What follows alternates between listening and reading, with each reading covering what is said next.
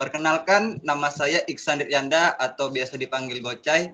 Saya berusia 22 tahun. Saya seorang mahasiswa jurusan arsitektur dan asal saya dari Kota Pekanbaru, Provinsi Riau. Saya mencoba menjadi penulis pada bulan Desember tahun lalu. Jadi cerita pertama saya itu berjudul System Adventure of Cultivation, yang mana saya membuat cerita tentang seorang pemuda yang berinkarnasi ke dunia lain dan ia mendapatkan sebuah sistem atau pada umumnya kita sebut jari emas. Secara khusus saya sangat menyarankan bagi para pembaca untuk membaca cerita yang bergenre fantasi timur dikarenakan para penulis dapat membawa kita berimajinasi dan membayangkan bagaimana sih cerita fantasi timur itu. Sebelum saya memulai untuk menulis, sebenarnya saya kurang suka membaca. Ketika saya menemukan suatu cerita yang bergenre fantasi timur, saya jadi merasa tertarik dan sangat menyukai genre cerita tersebut. Oleh karena itu, dengan berbagai macam cerita yang telah saya baca, akhirnya saya menemukan sebuah gagasan bahwa saya bisa juga membuat sebuah cerita yang pada awalnya cerita itu hendak untuk saya baca sendiri. Walaupun masih banyak kekurangan dalam penulisan saya tidak merasa minder. Saya memiliki keyakinan bahwa saya bisa seperti para penulis lainnya. Ketika berbagai macam inspirasi dan ide-ide kreatif bermunculan di dalam pikiran saya, saat itu juga saya langsung menuangkan semua itu ke sebuah tulisan. Dengan mood yang baik, saya menulis dengan enjoy dan hati yang tidak terbebani apapun. Dan saya sangat berharap dengan karya yang saya tulis itu dapat sampai di hati para pembaca. Dan poin yang paling utama saya harapkan yaitu semoga mereka terhibur dengan tulisan saya.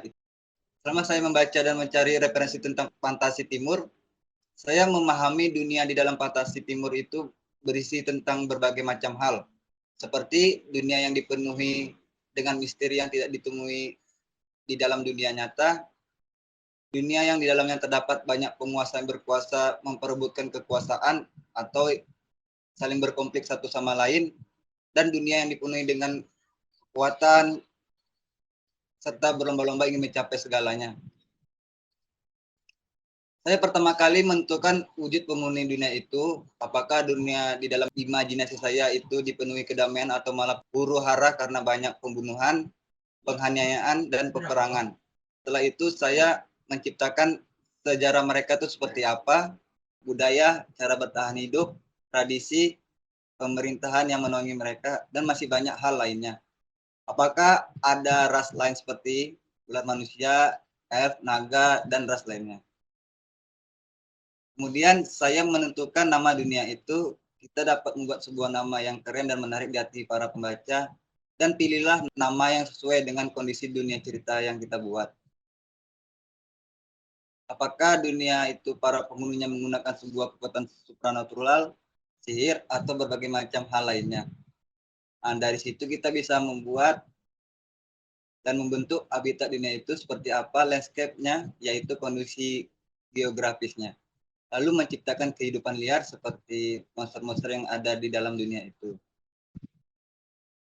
Langkah awal yang paling penting bagi saya ialah saya membuat peta dunia fantasi dan menamai wilayah-wilayahnya dan membuat sketsa kasar peta dunia fantasi serta menambah juga simbol-simbol di dalam peta tersebut. Menurut saya, bab pembuka fantasi timur yang bagus ialah kita langsung memfokuskan ke protagonis.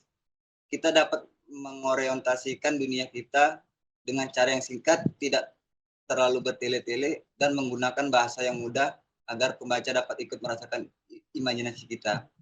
Tentu saja ada poin-poin yang saya tanamkan dalam cerita saya agar para pembaca berminat membaca cerita saya, yaitu saya membuat para pembaca selalu penasaran dengan apa yang akan terjadi selanjutnya di setiap akhir chapter cerita saya.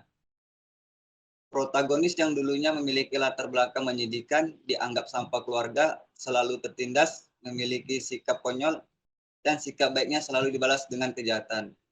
Dia membalas semua perlakuan yang ia terima dan ingin mencapai puncak kekuatan dunia, hingga membawa perdamaian ke seluruh dunia. Tetapi ada juga sebagian pembaca yang menyukai protagonis yang memiliki sikap kejam, dingin, dan haus kekuasaan. Menurut saya, yang diharapkan pembaca dari protagonis ialah Bagaimana cara protagonis dapat mewujudkan harapan, keinginan, dan impiannya menjadi kenyataan.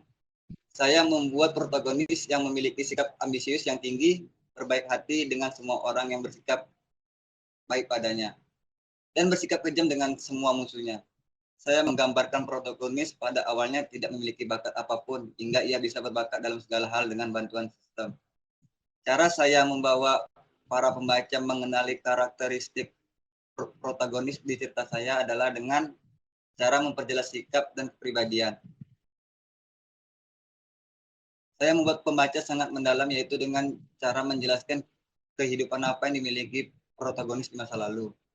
Bagaimana protagonis bersikap pada orang-orang di sekitarnya, dan bagaimana sikap protagonis menghadapi situasi yang sulit. Menggambarkan karakteristik protagonis yang masuk akal dan menggunakan perasaan atau dengan menanamkan sebuah rasa feel kepada para pembaca. Menurut saya, cerita Fantasi Timur yang menarik pembaca yaitu cerita yang protagonisnya memiliki banyak konflik dan keinginannya selalu terhambat. Seperti protagonis yang awalnya dianggap sampah dan orang yang tidak berguna. Yang singkat, jelas, padat, dan tidak bertele-tele agar para pembaca bisa berpikir masuk akal dan tidak merasa bosan.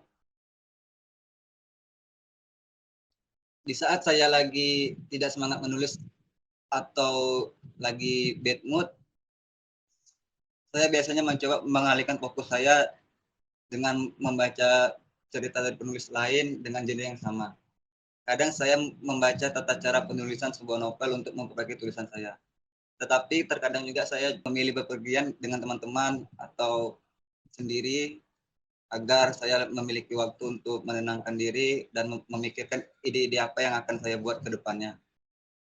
Paling penting adalah kita harus memperbanyak daftar bacaan kita, selalu mengintrospeksi diri dan memperbaiki cara penulisan kita, dan selalu menyemangati diri kita sendiri. Menulis adalah hobi yang baru saja saya coba. Sebelumnya saya tidak pernah sama sekali menulis. Apalagi saya hanya seorang penulis pemula yang masih banyak kekurangan dalam segi penulisan dan cerita saya. Tentu saja saya merasa sulit pada awalnya. Apalagi saya seorang mahasiswa, saya masih fokus terhadap perkuliahan saya. Tapi itu bukanlah alasan saya untuk berputus asa dengan langkah dan kegiatan yang telah saya ambil. Saya memiliki prinsip apa yang telah saya kerjakan harus saya tuntaskan. Walaupun tidak bisa dengan hasil yang terbaik, saya masih bisa mengejar hasil yang baik.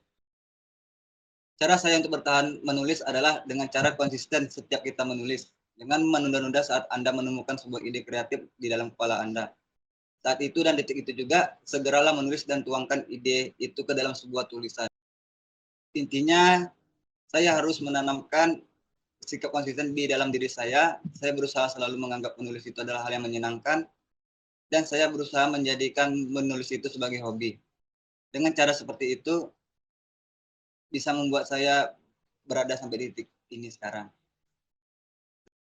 Harapan saya kepada platform, semoga pihak platform selalu memperhatikan setiap seluruh penulis. Tidak hanya berfokus pada penulis-penulis yang sudah memiliki pengalaman banyak. Setidaknya pihak Novelton mengapresiasi karya-karya tulisan dari kami ini yang seorang penulis pemula. Sekarang Novelton sudah sangat bagus. Saya berharap Novelton dapat mempertahankan performa apiknya selalu seperti ini. Bahkan kalau bisa, Novelton membuat suatu terobosan baru agar para penulis semakin giat dan semangat dalam berkarya. Untuk rekan-rekan penulisku, kita sama-sama masih pemula, tapi jangan merendahkan diri kita untuk bersikap insecure terhadap penulis lain. Kita harus memiliki kepercayaan diri dan keyakinan hati dengan tulisan yang akan kita buat.